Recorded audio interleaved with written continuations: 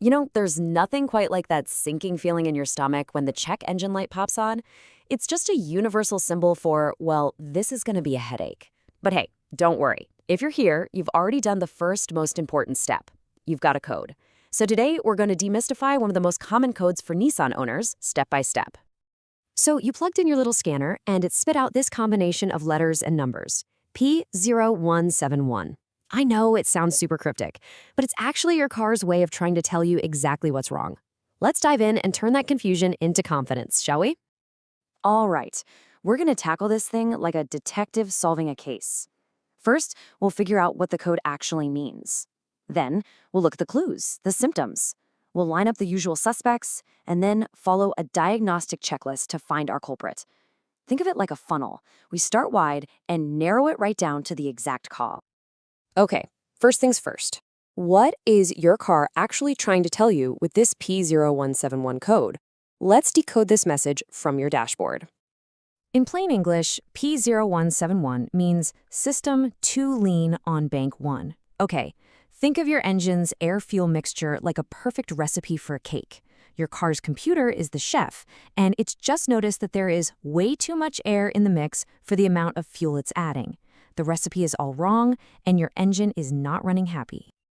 And what's this Bank 1 business? Well, good news, if you've got a 4-cylinder Nissan, you can pretty much ignore this part. You've only got one bank. But for you folks with a V6 or a V8, Bank 1 is simply the side of the engine that has the number 1 cylinder. It just helps you narrow down where to look. A quick Google search for your specific engine will tell you exactly which side that is. Easy peasy. Beyond just that annoying light on the dash, a lean condition really makes itself known in how your car drives. So let's talk about how this problem translates into real-world symptoms you can actually feel and hear. Do any of these sound familiar? Maybe your car feels kind of sluggish, like it's struggling when you try to accelerate. Or maybe it idles really rough at a stoplight. You might even hear a weird hissing sound from under the hood, or maybe a little pinging noise. These are all classic signs that your engine's air-fuel recipe is way out of whack. All right, so we know what the problem is, and we know the symptoms. Now for the most important part, the why. What's actually causing this lean condition? It's time to line up the usual suspects. Now, to keep things simple, almost every single cause for a P0171 code can be sorted into one of 3 buckets. You've either got unmetered air getting in somewhere it shouldn't, a problem with fuel getting delivered, or you've got a faulty sensor that's feeding the computer bad information.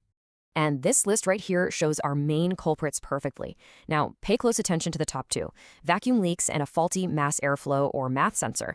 The math sensor is what measures all the air coming into your engine. These 2 are incredibly common causes, especially on Nissans. But yeah, it could also be a weak fuel pump, a clogged filter, or a bad O2 sensor. Our job is to go through this list systematically. Okay, this is where we get our hands dirty. We are not going to guess. We're going to follow a step-by-step checklist that starts with the easiest and most likely fixes first. This is how you save time, money, and a whole lot of frustration. So here's our game plan. We'll start with a simple visual check. Just look around. Then we'll move on to cleaning the MAF sensor, which is a huge one for Nissans. After that, we go on the hunt for vacuum leaks, check the data with our scan tool, and then we'll dive into the fuel and exhaust systems if we need to. Following this order is absolutely key. Seriously, whatever you do, do not skip this step. A dirty mass airflow sensor is probably the number 1 offender on these cars. It gets all gunked up with dirt and oil and starts sending junk data to the computer. And here's the most important part. You must use a cleaner made specifically for MAF sensors. Anything else, like brake cleaner, will completely destroy the delicate little wires inside. Trust me on this. So if cleaning the MAF didn't fix it, our next big suspect is a vacuum leak. That's just unmetered air sneaking into the engine after the MAF sensor. The classic DIY method involves carefully spraying something like carb cleaner around vacuum hoses while the engine's running. If the engine idle suddenly changes, bingo, you found your leak.